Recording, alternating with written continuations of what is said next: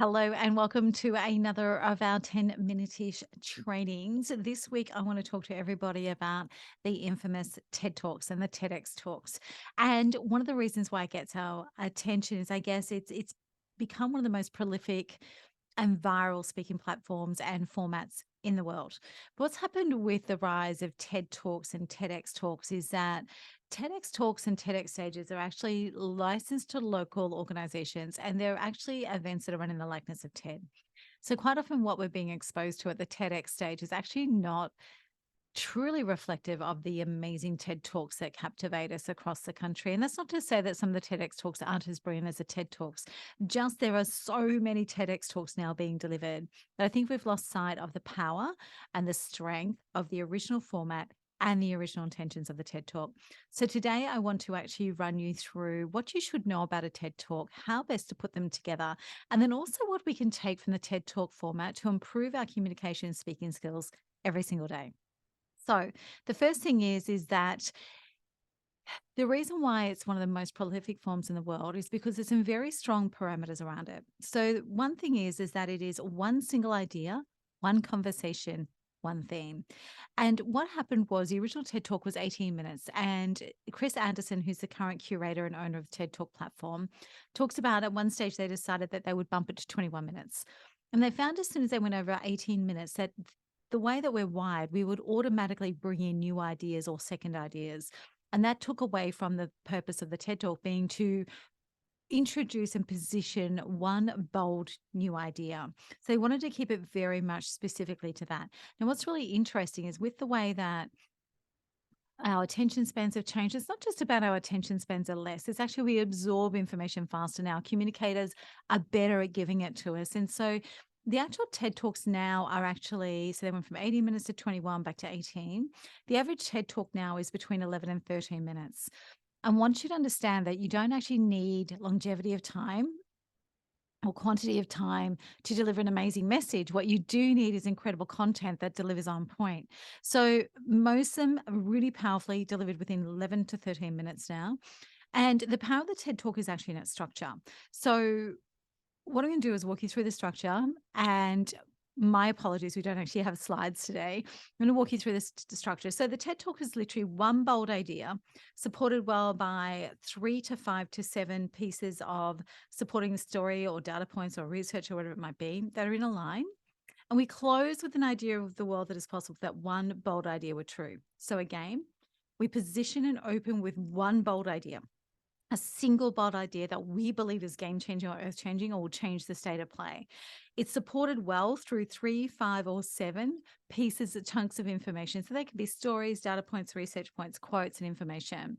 And we then close our time together with a view of the world that is possible if that story were true or that one bold idea were true.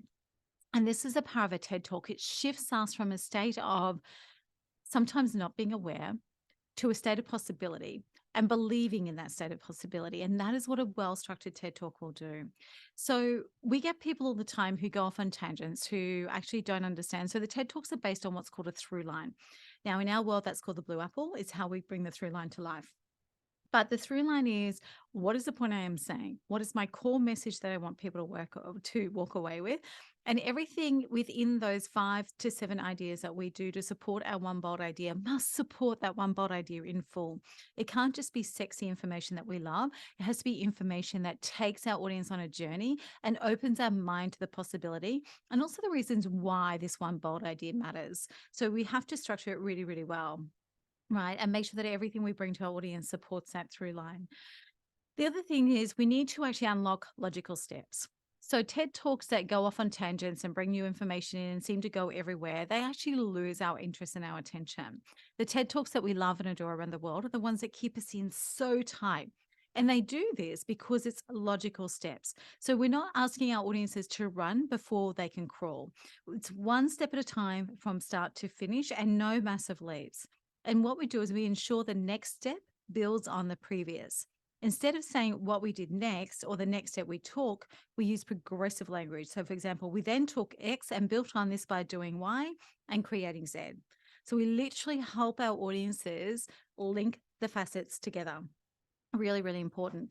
The other thing that is important is that actually Offer vivid examples. Some of the best ideas lose their traction and lose their ability to take a hold in our mind because we don't actually offer vivid examples. We think that logic will do it. We think that generalized language will do it. So we actually need to offer really vivid examples. So we don't talk from theory. We must talk from experience. We must draw on case studies that are actually ours or that we've been witness to. We must also come to the table with some sort of statistical data or research based information that gives us a compelling why this matters beyond just a great story. Those things coming together as vivid examples actually change the game for your speaking, full stop.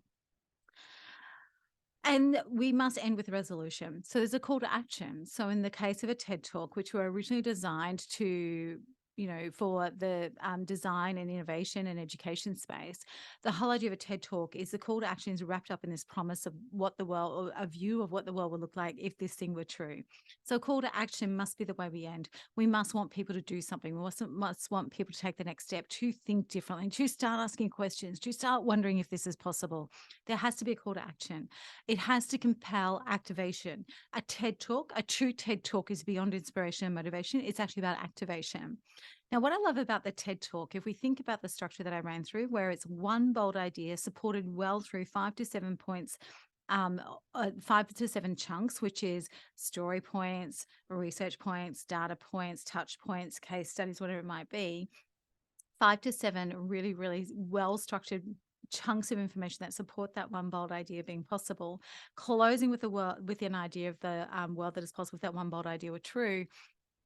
What I want you to understand is the adaptability of that. So we actually think about our pitches and our presentations, anywhere where it's short format, uh, networking rooms, round boardroom tables, delivering project acquisition reports, standing up for 15 minutes to get your pitch across. Sometimes it's 3 minutes to get your pitch across.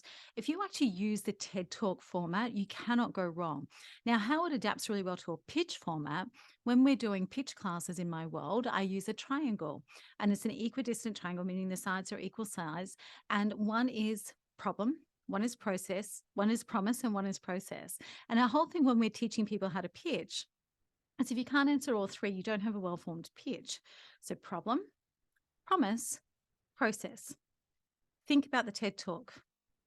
Bold idea, chunks supporting it, view of the world that is possible if this one idea were true. It's a perfect pitch format because you open with the problem, you allude to the promise, and you use the process in the middle to show what is possible when the promise is delivered. So, what I want you to think about is get obsessed with the TED Talk format, not because you necessarily want to become a TEDx speaker or a TED speaker, and that's admirable, but because of everything it can teach you along the way that will strengthen the way that you speak every time you show up, in every way you show up, to get attention, to deliberately move people from where they are now to where you want them to be. And particularly if what you're proposing is a little bit different, particularly if what you're proposing is a little bit out of the norm, then be like Ted, talk like Ted, and watch your world change.